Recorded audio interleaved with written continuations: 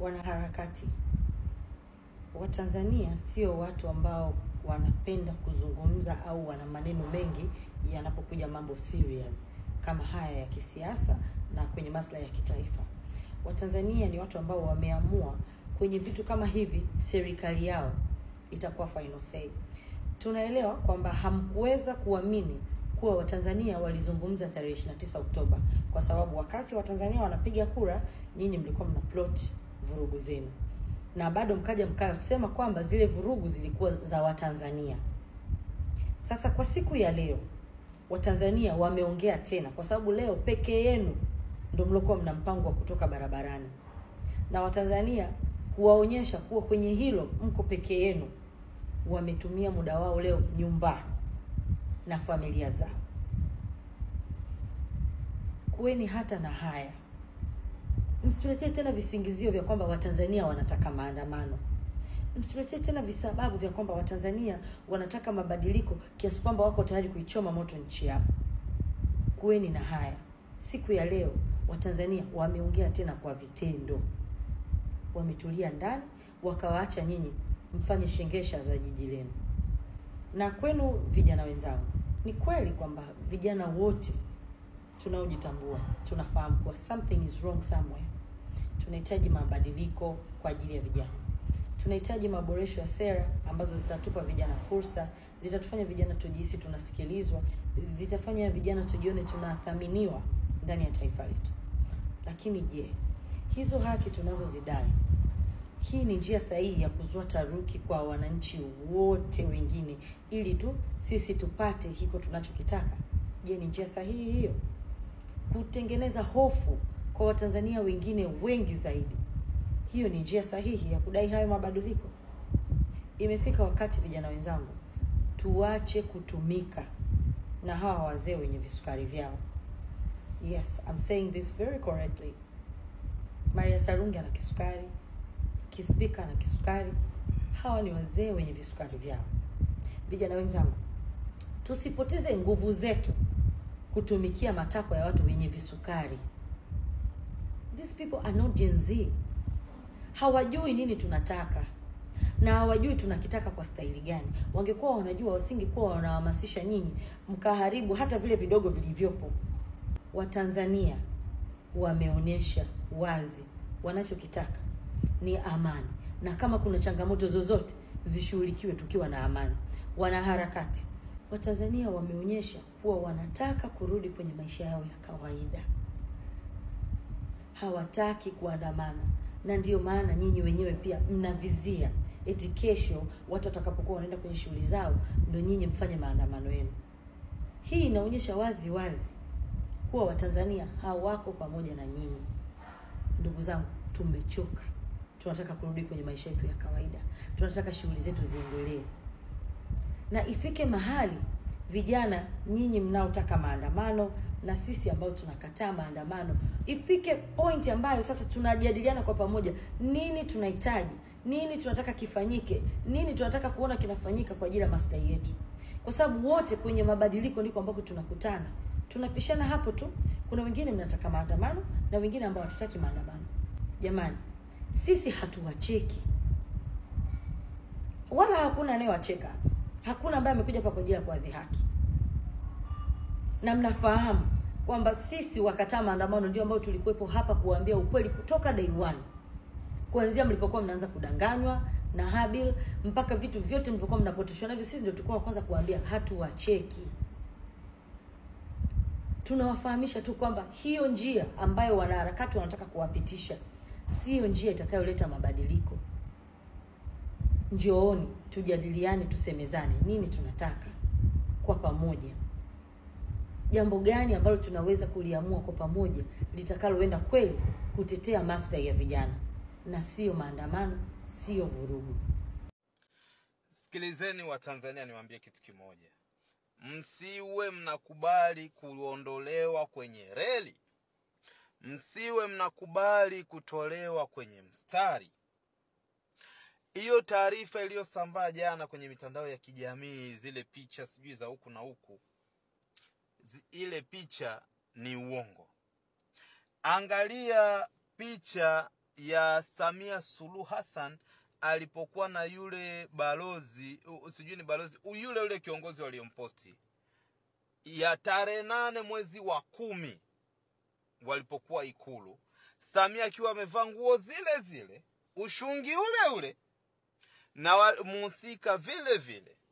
Kilichofanyika tarehe 8 mwezi wa 10, ilipostiwa picha wakiwa kwa wingi Ikulu ndani. Kwa hiyo unajua kuna picha zile wanapigaga kwanza wakiwa kama 4 5, na kuna picha ile wanapiga wakiwa tu wawili, mgeni rasmi na mwenyeji aliyempokea, ambapo kwa jana walichoposti, wameposti ile picha ya nani, ya mgeni rasmi na mwenyeji, unaona. Lakini tarehe 8 picha zilizotolewa ni wale wahusika walikuwepo, wale. Na ogopa sana wa vijana ya UVCCM, kiona wanasambaza picha sana, wanaisambaza kwa wingi watu wa CCM, ujue kuna tatizo, kuna jambo. Maana ile picha jana ilisambaa sana, na yote wanakuwa najaribu kutumia nguvu kujibu hoja zangu, kile ambacho nakuwa nafikisha kwa jamii. Wanajaribu kukiprove wrong, lakini wanavyotaka kukiprove, watu tayari tunakuwa na ushahidi. Umenielewa? Niwaulize tu kitu kingine, niwaulize. Mgeni yote akienda Ikulu, akipokelewa Ikulu, lazima huwa kuna video ambayo inapostiwa, video the way gari, mgeni anashuka kwenye gari, mwenyeji anampokea, wanaingia ndani, na the way anavyoagana. Je, kuna video yote ya jana kweli kama viongozi wa Marekani walikuwa Ikulu mlioiona? Jibu ni hapana, haipo. Je, kwa hivi karibuni kuna video yote ambayo umeshaona ya Bi Msumi aidha anatembea naongea? Jibu ni hapana. Swali lingine la tatu, ili nataka niwaulize maswali alafu mtajibu kwenye comment hapo, mtajua points, the many points ni ipi. Kitu kingine ni kwamba toka Tanganyika imepata uhuru, toka Tanganyika ipate uhuru, kulikuwa na utaratibu wa kila tarehe 9 Disemba huwa ni sikukuu ya kusherekea siku ya uhuru. Alafu tarehe 8 Disemba, usiku wa kuamkia tarehe 9, kuwa kuna utaratibu ambao kiongozi aidha rais wa Jamhuri ya Muungano wa Tanzania anakuwa anatoa speech ambayo inakuwa inarushwa live kwenye TV, sana sana TV ya taifa ambayo ni TBC. Itaanza itapigwa wimbo wa taifa kuweka watu attention. Baada ya wimbo wa taifa ni hotuba ya rais ambayo anaongelea na kutakia watu sikukuu njema ya uhuru. Sasa swali, je, marais wote wanafanya hivyo? Hata hayati Magufuli kafanya hivyo. Mwaka jana pia Bi Msumi mwenyewe kafanya hivyo. Inakuwaje mwaka huu ambapo jana tarehe 8 yeye kama rais, ijapokuwa kweli walitangaza hawatasherehekea, atafanya sherehe za uhuru eti kwa sababu ya kubana matumizi, kitu ambacho sio kweli.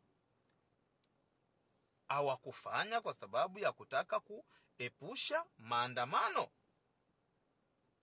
ila sio kubana matumizi. Kwa sababu kubana matumizi, ufisadi ambao Bi Msumi anaofanya, mbona hajawahi kufikiria hata siku moja kubana matumizi kwenye ufisadi? Jibu ni kucheza na akili za Watanzania. Kwa kifupi, jana tarehe 8 Bi Msumi alitakiwa atoe speech ya kutakia watu heri ya Uhuru Day, ambao inarushwa kwenye TV zote za taifa. Alishindwa nini kufanya, na kwa nini kufanyika? Think. Swali jingine niwaulize tu. Ili swali hebu lisikieni kwa umakini sana. toka makamu wa rais Balozi Nchimbi ameapishwa kuwa makamu wa rais, tunakumbuka wote kuna ziara aliwahi kufanya nje ya nchi. Kuna nchi alienda kumwakilisha Bi Msumi akarudi.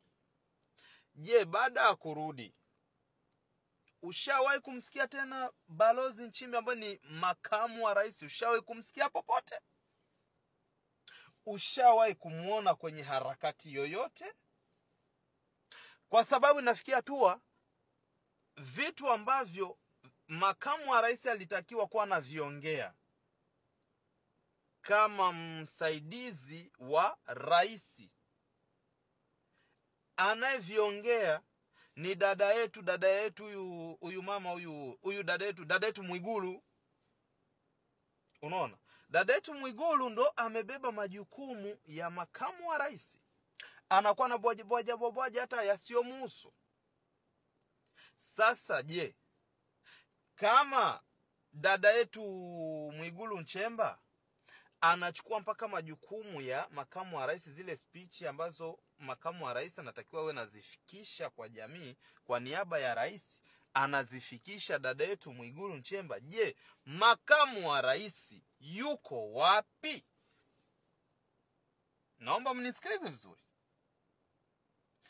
Tangu ameapishwa alifanya ziara hii moja, makamu wa rais akarudi nchini. Baada ya kurudi nchini, shwa,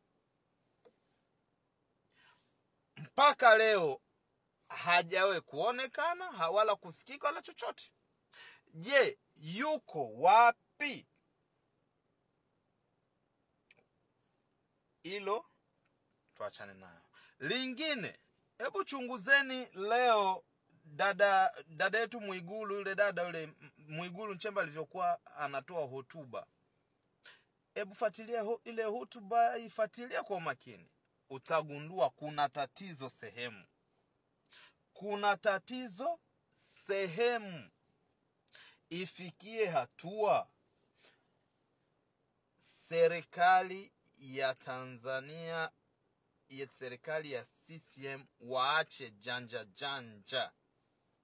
Acheni janja. Nakumbuka the same nilivyokuwa natoa taarifa za Magufuli na kifo chake, kabla watu wote hawajajua, waliinita mwongo, na baadaye kuna picha walikuja kusambaza ya Magufuli akiwa kwenye uzinduzi wa kiwanda cha, kuna kiwanda wakasambaza sana.